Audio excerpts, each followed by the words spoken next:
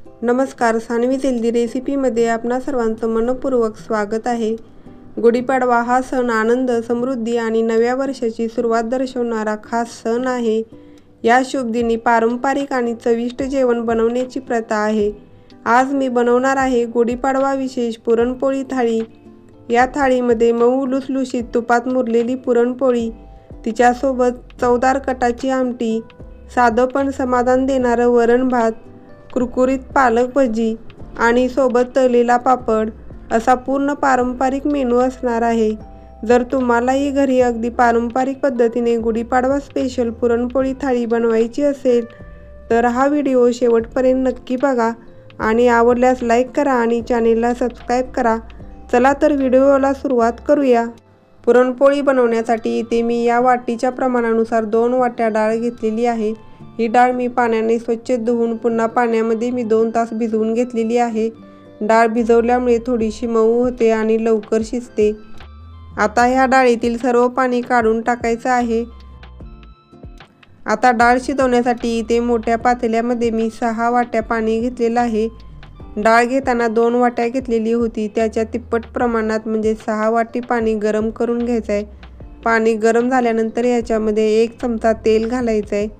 पाण्यामध्ये तेल घातल्यामुळे डाळ शिजत असताना उतू जात नाही। आता यामध्ये थोडीशी हळद देखील घालायची आहे आणि पाण्याला छान उकळी येऊन द्यायची। पाण्याला उकळी आल्यानंतर भिजवलेली डाळ पाणी नितळून याच्यामध्ये घालायची। पातेल्यामध्ये डाळ शिजवून घेतल्यामुळे पुरणपोळीला अगदी छान अशी चव लागते। त्याचबरोबर डाळ किती प्रमाणात शिजवायची आहे हे लगेचच समजतं, त्यामुळे कधीही पातेल्यातच डाळ शिजवलेली चांगली। तसेच कटाच्या आमटीसाठी लागणारी येळवणी देखील भरपूर प्रमाणामध्ये काढता येते। आता पातेल्यावरती अर्धवट असं झाकण ठेवायचं आहे आणि डाळ शिजवून घ्यायचे। डाळ शिजत आहे तोपर्यंत पोळ्यासाठी कणिक मळून घेऊया। इथे मी अर्धी वाटी मैदा घेतलेला आहे। तुम्ही या ठिकाणी पूर्णपणे गव्हाचं पीठ देखील वापरू शकता किंवा अर्धा मैदा आणि अर्ध गव्हाचं पीठ देखील वापरू शकता। आता हे सर्व व्यवस्थित चाळून घ्यायचं आहे। पीठ चाळून घेतल्यामुळे त्याच्यातील मोठा जो चोथा असतो तो बाहेर निघतो आणि कणिक अगदी मऊ अशी तयार होते, म्हणजे मग पुरणपोळी लाटत असताना ती फुटत नाही।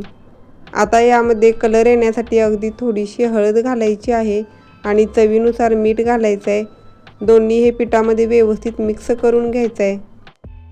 आता यामध्ये नेहमी आपण चपातीला कणिक कशी मळतो त्या पद्धतीने थोडं थोडं पाणी घालत पीठ व्यवस्थित मळून घ्यायचं आहे। परंतु नेहमी चपातीला ज्या पद्धतीने कणिक मळतो त्याच्यापेक्षा अगदी थोडीशी पातळ अशी कणिक मळायची। कणिक मळत असताना पिठामध्ये अजिबात तेल घालायचं नाही, परंतु कणिक मळून झाल्यानंतर वरून अगदी थोडंसं तेल लावायचं आहे आणि याला झाकून असं ठेवायचं आहे। आता पुरणामध्ये घालण्यासाठी बडीशेप आणि वेलदोडे भाजून घेऊया। इथे मी 2 चमचे बडीशेप आणि 4 ते 5 वेलदोडे सोलून घातलेले आहेत। हे थोडेसे गरम करून घेतल्यामुळे व्यवस्थित बारीक होतात। बडीशेप आणि वेलदोडे हलकेसे गरम झाले की लगेचच काढून घ्यायचे आहेत आणि थंड झाल्यानंतर याचे मिक्सरला पूड करून घ्यायचे। आता कटाची आमटी बनवण्यासाठी मसाला बनवूया। 1 तमालपत्र, 3 लवंग, 1 दालचिनीचा तुकडा, 1 चमचा धने, 1 चमचा जिरे आणि 4 वेलदोड्याच्या साली मी इथे घातलेले आहेत। हे सर्व मसाले मंद गॅसवरती व्यवस्थित भाजून घ्यायचे। मसाले भाजून घेतल्यामुळे त्याचा फ्लेवर थोडा एनहान्स होतो आणि मसाल्याला खूप छान असा फ्लेवर येतो। आता मसाले भाजलेले आहेत, एका प्लेटमध्ये काढून घेऊया। आता इथे मी ओल्या खोबऱ्याचे काप घेतलेले आहेत। कटाच्या आमटीमध्ये ओलं खोबरं वापरल्यामुळे आमटीला खूप छान अशी टेस्ट येते। आता यामध्ये 1 इंच आलं मी बारीक कट करून घेतलेलं आहे। तसेच 15 ते 20 लसणाच्या पाकळ्या घेतलेल्या आहेत। जर तुमच्याकडे नैवेद्यासाठी लसूण चालत नसेल तर लसूण नाही घातला तरी चालू शकते। आता हे सर्व 2 मिनिट व्यवस्थित परतून घ्यायचे आहे आणि एका प्लेटमध्ये काढून सर्व थंड करून घ्यायचं आहे। कणिक मळून मसाला भाजेपर्यंत डाळ शिजलेली आहे। डाळ शिजवण्याआधी 2 तास पाण्यामध्ये भिजवून घेतलेली होती, त्यामुळे डाळ ही लगेचच शिजते। साधारण अर्ध्या तासामध्ये डाळ ही लगेचच शिजलेली आहे। दोन्ही बोटाने डाळ दाबून बघायची आहे आणि अगदी मऊ अशी झाली पाहिजे, तरच तुमचं पुरण हे अगदी व्यवस्थित होतं। जर डाळ थोडीशी कच्ची राहिली तर पोळ्या लाटत असताना पोळ्या फुटण्याची शक्यता असते, त्यामुळे इथे डाळ अगदी व्यवस्थित शिजवून घ्यायचे। अशा प्रकारे एका पातेल्यामध्ये मोदक पात्र ठेवायचे आहे आणि त्यामध्ये शिजवलेली डाळ काढून घ्यायचे, म्हणजे डाळीतील सर्व पाणी निथळून जाईल आणि पातेल्यामध्ये जमा होईल। तुम्ही इथे पाहू शकता, पातेल्यामध्ये जे पाणी जमा झालेलं आहे त्याला येळवणी असं म्हणतात। डाळीतील पाणी नितळत आहे तोपर्यंत पुरणासाठी लागणारा मसाला बारीक करून घेऊया। आता मिक्सरच्या भांड्यामध्ये बडीशेप, वेलदोडे आणि मी बाजूला इथे सुंठ चेचून घेतलेली आहे, ही सुंठ देखील याच्यामध्ये ॲड करायचे आणि मिक्सरला याची बारीक पूड करून घ्यायचे। तुम्ही इथे पाहू शकता अगदी बारीक अशी पूड तयार झालेली आहे, परंतु याच्यामध्ये सुंठीची केसरं तशीच राहिलेली असतात, त्यामुळे हे चाळणीने व्यवस्थित चाळून घ्यायचं आहे। आता इथे मी हे सर्व चाळणीने व्यवस्थित चाळून घेतलेलं आहे। तोपर्यंत डाळीतील पाणी देखील व्यवस्थित नितळलेलं आहे आणि खाली पातेल्यामध्ये येळवणी जमा झालेली आहे, याची आपण कटाची आमटी बनवणार आहोत। आता पुरण बनवण्यासाठी डाळ बारीक करून घ्यायचे। डाळीमध्ये गूळ घालण्या अगोदरच डाळ बारीक करून घेतली की अगदी व्यवस्थित बारीक होते, त्यामुळे गूळ घालण्या अगोदरच डाळ पुरण यंत्रामध्ये घालून बारीक करायचे। अशा पद्धतीने मी सर्व डाळ बारीक करून घेतलेली आहे। आता याचं पुरण बनवायचं आहे, त्यासाठी डाळीचं पातेलं मी गॅसवरती ठेवलेलं आहे आणि 2 वाट्या डाळ घेतली होती, त्यासाठी बरोबर 2 वाट्या मी गूळ किसून घेतलेला आहे, यामुळे पुरणपोळी अगदी परफेक्ट प्रमाणात गोड होते। पुरण शिजवत असताना गॅसची फ्लेम मीडियम ठेवायची आहे, म्हणजे मग खाली लागणार नाही। डाळीमध्ये आता गूळ व्यवस्थित मिक्स करून घ्यायचा आहे। अगदी 2 मिनिटांमध्येच गूळ वितळायला सुरुवात होते। तुम्ही इथे पाहू शकता अगदी 2 मिनिटांमध्येच गूळ पूर्णपणे वितळलेला आहे आणि हे मिश्रण आता थोडंसं पातळ झालेलं आहे। आता यामध्ये फ्लेवरसाठी मगाशी बारीक केलेली बडीशेप, वेलदोडे आणि सुंठ घालायचे। हे मिश्रण सतत हलवत राहायचं आहे, नाहीतर खाली लागण्याची शक्यता असते आणि हे पूर्णपणे आटवून घ्यायचं आहे। साधारण 10 ते 12 मिनिटांमध्ये पुरण तयार होतं। तुम्ही इथे पाहू शकता आता हे मिश्रण घट्ट झालेलं आहे। मिश्रण घट्ट झाल्यानंतर असं प्लेन करायचं आहे आणि त्याच्यामध्ये चमचा उभा ठेवायचा आहे, परंतु तुम्ही पाहिलंच असेल की उभा केलेला चमचा लगेचच आडवा पडला, म्हणजे मग हे पुरण अजून पातळ आहे, तर अजून थोडा वेळ आटवून घ्यायचं आहे। आता पुरण पातेलं सोडायला लागलेलं आहे आणि एका जागी थोडंसं गोळा व्हायला लागलेलं आहे, म्हणजे मग समजायचं की पुरण तयार झालेलं आहे। आता हे सर्व पुरण व्यवस्थित पसरवून घ्यायचं आहे आणि प्लेन करायचं आहे। प्लेन केल्यानंतर त्याच्यामध्ये मधोमध चमचा उभा करायचा आहे आणि तुम्ही इथे पाहू शकता आता हा चमचा अगदी व्यवस्थित उभा राहिलेला आहे, म्हणजे पुरण तयार झालेलं आहे। आता कटाच्या आमटीसाठी लागणारे मसाले भाजून घेऊया। सुरुवातीला जे खडे मसाले भाजलेले होते ते अगोदर मिक्सरमध्ये बारीक करून घ्यायचे। यामध्ये भाजलेली 1 चमचा खसखस घालायचे। मगाशी मसाले भाजताना मी भाजली नव्हती, कारण माझ्याकडे भाजलेली खसखस होती। आता हे मिक्सरला बारीक करून घेतलेलं आहे। आता यामध्ये भाजलेलं खोबरं, आलं आणि लसूण घालायचं आहे। तसेच स्वच्छ धुवून घेतलेली कोथिंबीर आणि कढीपत्त्याची 5-6 पाने घालायची आहेत। अगदी थोडंसं पाणी घालून मिक्सरला बारीक वाटण करून घ्यायचं आहे। तुम्ही इथे पाहू शकता मी मिक्सरला हे वाटून घेतलेलं आहे। आता कटाची आमटी बनवण्यासाठी गॅसवरती पातेलं ठेवलेलं आहे। पातेल्यामध्ये तेल घालायचं आहे आणि तेल थोडंसं गरम झाल्यानंतर याच्यामध्ये 1 चमचा जिरे घालायचे आहेत, 10 ते 12 कढीपत्त्याची पाने आणि हिंग घालायचं आहे। त्यानंतर मगाशी वाटण केलेलं घालायचं आहे। वाटण तेलावरती छान परतून घ्यायचं आहे। त्याला तेल सुटू लागलं की 1 चमचा लाल मिरची पावडर आणि 2 चमचे कांदा लसूण मसाला घालायचा आहे आणि हे सर्व व्यवस्थित तेलामध्ये परतून घ्यायचं आहे। परतत असताना मसाले करपू नयेत यासाठी याच्यामध्ये अगदी थोडीशी येळवणी घालायची आहे। येळवणी म्हणजे डाळ शिजवल्यानंतर आपण जे पाणी बाजूला काढलं होतं त्याला येळवणी असं म्हणतात। हे पाणी घातल्यानंतर मसाले करपणार नाहीत। आता यामध्ये शिजवलेली पुरणाची डाळ बारीक करून घालायची, यामुळे आमटी छान मिळून येते। आता मसाला तेलावरती छान परतला गेलेला आहे आणि बाजूने तेल देखील सुटलेलं आहे. आता यामध्ये येळवणी घालायचे. येळवणी घालत असताना ती गरमच असली पाहिजे.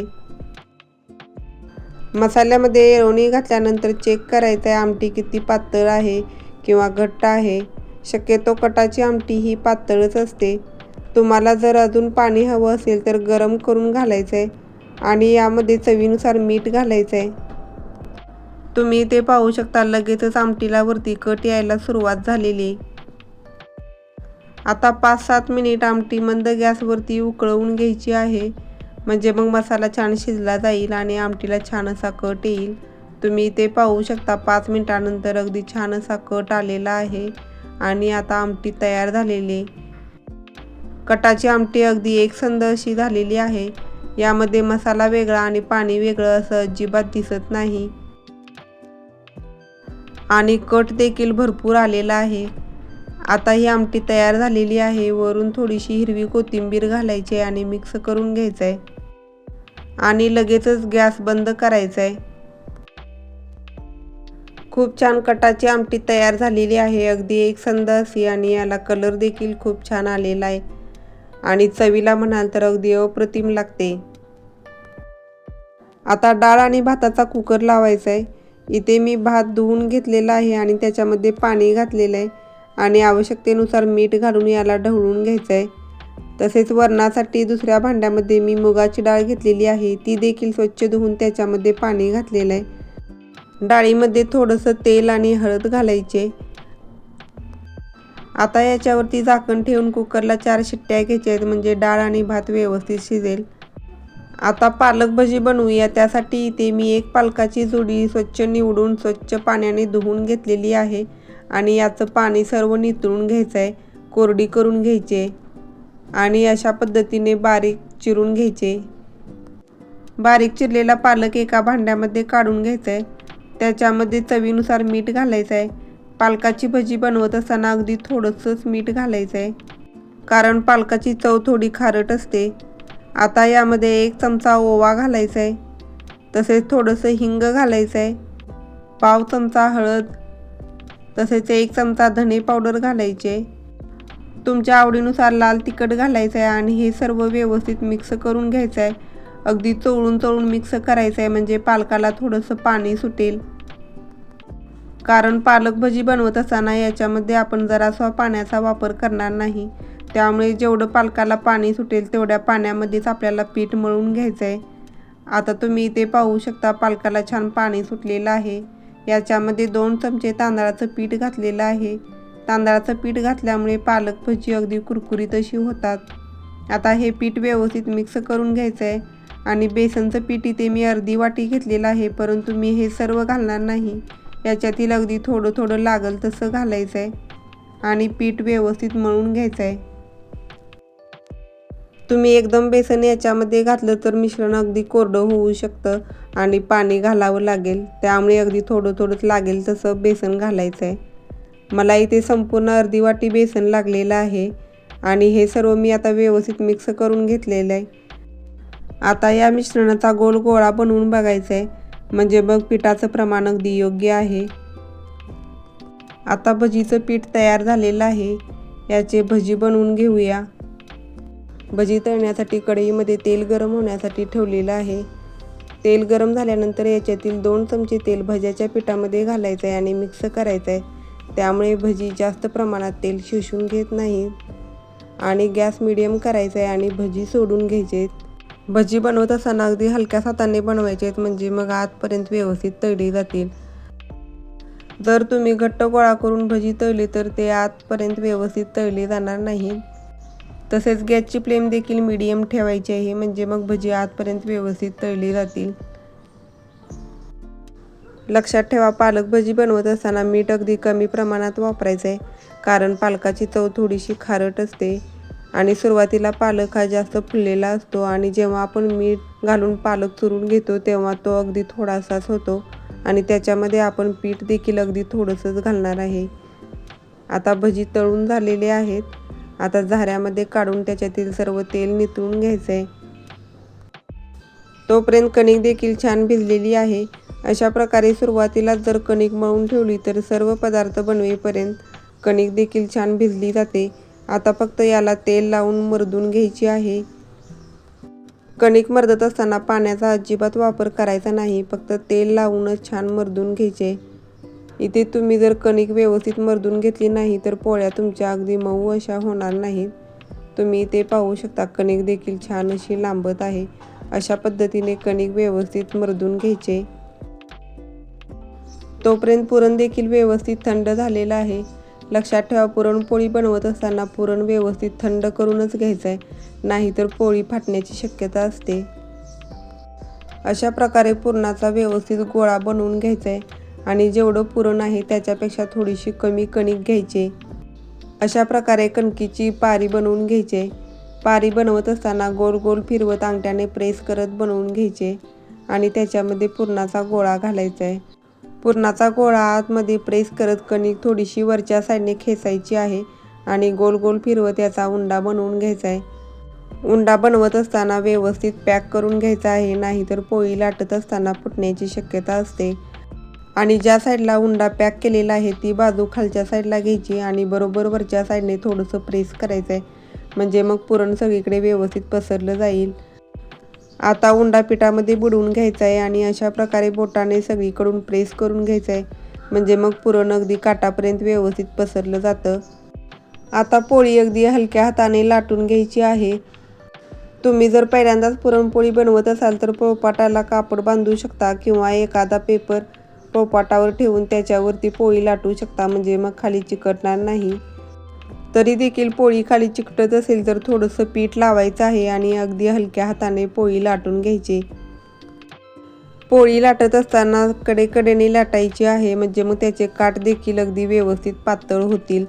मी सांगितलेल्या सर्व टिप्स फॉलो केल्या तर तुमची पोळी देखील अगदी व्यवस्थित लाटून होईल. लाटत असताना ती अजिबात फुटणार नाही. तसेच अगदी काठापर्यंत पुरण व्यवस्थित पसरलं जाईल. आता पोळी लाटून झालेली आहे. पोळी भाजण्यासाठी गॅसवरती तवा ठेवलेला आहे. तवा व्यवस्थित गरम झाल्यानंतर मगच पोळी घालायची आहे आणि पोळी भाजत असताना गॅसची फ्लेम ही मोठीच ठेवायची आहे, म्हणजे मग पोळी अगदी व्यवस्थित भाजली जाते आणि मऊ लुसलुशीत तयार होते. आता पुरणपोळीला थोडेसे बबल्स यायला सुरुवात झालेली आहे. आता लगेचच पुरणपोळी उलटायची आहे. उलटत असताना ती उलटण्याने अजिबात उलटायची नाही, नाहीतर फुटण्याची शक्यता असते. हातानेच उलटायची आहे. तुम्ही इथे पाहू शकता अगदी व्यवस्थित पुरणपोळी फुगलेली आहे. पोळीला दोन्ही बाजूंनी तेल लावायचं आहे आणि जास्त वेळा उलटपालट करायची नाही, फक्त एकदा ते 2 वेळाच उलटायची आहे. आता पुरणपोळी देखील व्यवस्थित भाजलेली आहे. सुरुवातीला अशा प्रकारे एका जाळीवरती पुरणपोळी काढायची आहे, म्हणजे मग त्याच्यातील सर्व हवा निघून जाईल. तुम्ही इथे पाहू शकता अगदी शेवटपर्यंत पुरण पसरलेलं आहे. अगदी छान अशी पुरणपोळी तयार झालेली आहे. तुम्ही पुरणपोळी अगदी पहिल्यांदा जरी बनवणार असाल तरी मी सांगितलेल्या सर्व टिप्स व्यवस्थित फॉलो केल्या तर तुमची पुरणपोळी देखील अगदी परफेक्ट बनेल. तुम्हाला गुढीपाडवा स्पेशल पारंपरिक पद्धतीने बनवलेली पुरणपोळी थाळीची रेसिपी आवडली असेल तर लाईक करा, शेअर करा आणि कमेंट करा. तसेच या चॅनेलला सबस्क्राईब करा. तसेच बाजूच्या बेल आयकॉनवरती क्लिक करा, म्हणजे नवीन व्हिडिओ अपलोड केल्यानंतर त्याचं नोटिफिकेशन तुम्हाला लगेच मिळेल. पुन्हा भेटूया असेच नवनवीन रेसिपीज घेऊन. तोपर्यंत धन्यवाद.